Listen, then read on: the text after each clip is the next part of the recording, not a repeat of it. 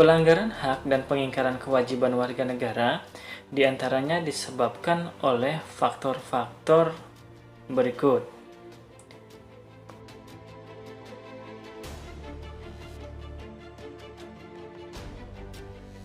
Yang pertama, adanya sikap egois atau terlalu mementingkan diri sendiri.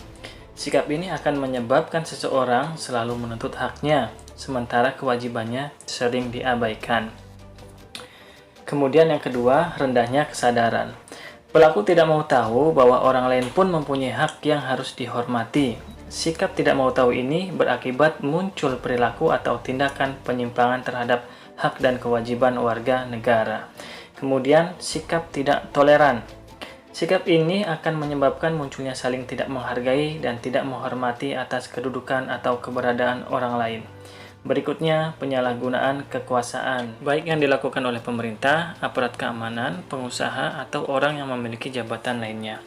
Berikutnya adalah ketidaktegasan aparat penegak hukum. Aparat penegak hukum yang tidak bertindak tegas terhadap setiap pelanggaran hak dan pengingkaran kewajiban warga negara tentu saja akan mendorong timbulnya pelanggaran lainnya. Aparat penegak hukum yang bertindak sewenang-wenang juga merupakan bentuk pelanggaran terhadap hak warga negara. Dan yang terakhir, penyalahgunaan teknologi. Kemajuan teknologi jika tidak dimanfaatkan dengan baik dan bijak akan memunculkan dampak negatif. Pelanggaran terhadap hak warga negara bisa kita lihat dari kondisi saat ini. Seperti proses penegakan hukum yang masih belum optimal dilakukan. Misalnya, masih terjadi kasus salah tangkap, perbedaan perlakuan oknum aparat penegak hukum terhadap para pelanggar hukum dengan dasar kekayaan atau jabatan masih terjadi. Hal itu merupakan bukti bahwa amanat pasal 27 ayat 1 Undang-Undang Dasar Negara Republik Indonesia belum sepenuhnya dilaksanakan. Mari kita lihat daftar kasus lainnya dalam cuplikan Mata Najwa.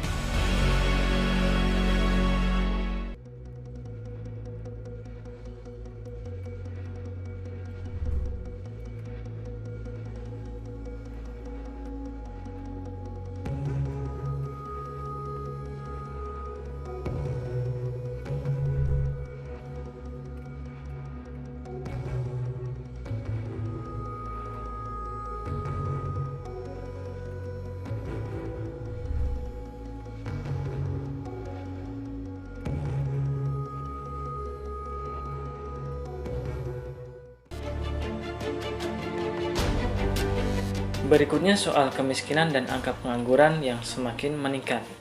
Di tengah COVID-19 saat ini, tingkat kemiskinan dan angka pengangguran di negara kita makin mencuat. Hal ini belum sejalan dengan pasal 27 ayat 2 Undang-Undang Dasar Negara Republik Indonesia tahun 1945. Selanjutnya, makin merebaknya kasus pelanggaran HAM, seperti pembunuhan dan sebagainya.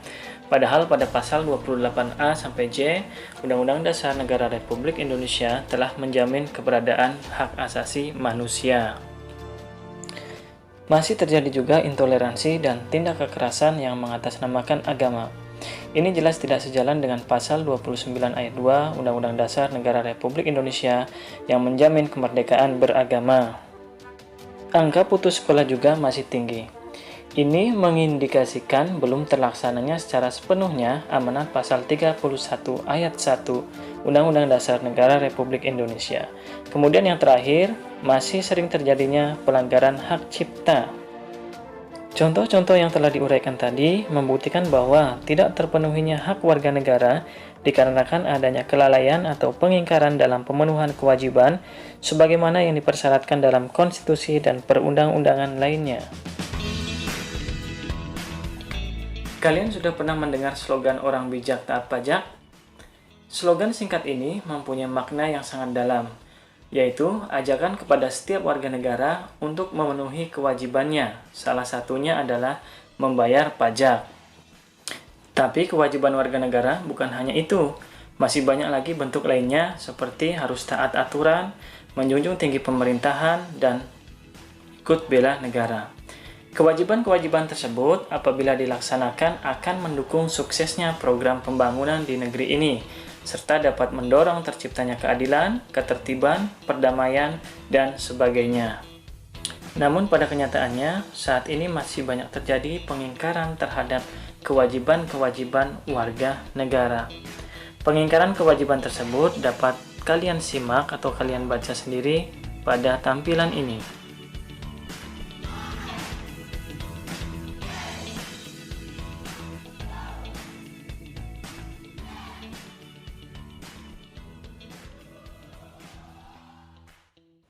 Nah, sekarang kita masuk ke penanganan kasus pelanggaran hak dan pengingkaran kewajiban warga negara.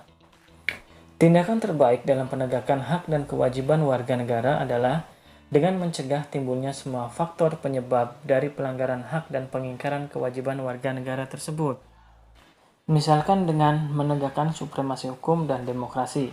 Para pejabat penegak hukum harus memenuhi kewajiban dengan memberikan pelayanan yang baik dan adil kepada masyarakat, serta memberikan perlindungan kepada setiap orang.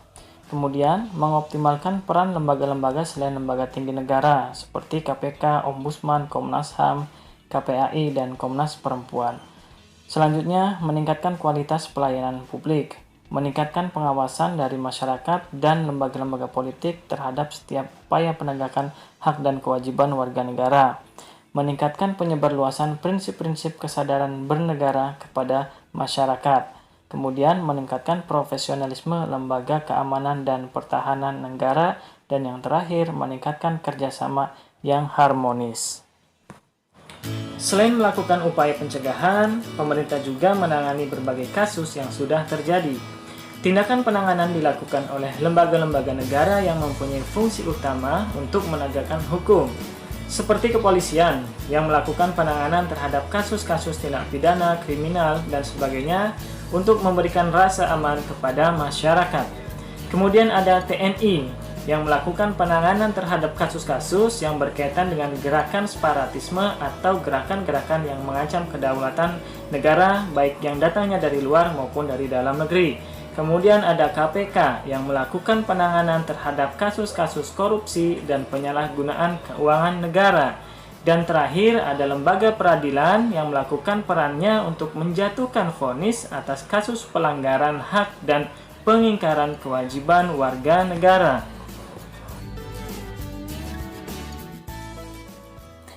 Upaya pencegahan dan penanganan pelanggaran hak dan pengingkaran kewajiban warga negara yang dilakukan oleh pemerintah tidak akan berhasil tanpa didukung oleh sikap dan perilaku warga negaranya yang mencerminkan penegakan hak dan kewajiban warga negara.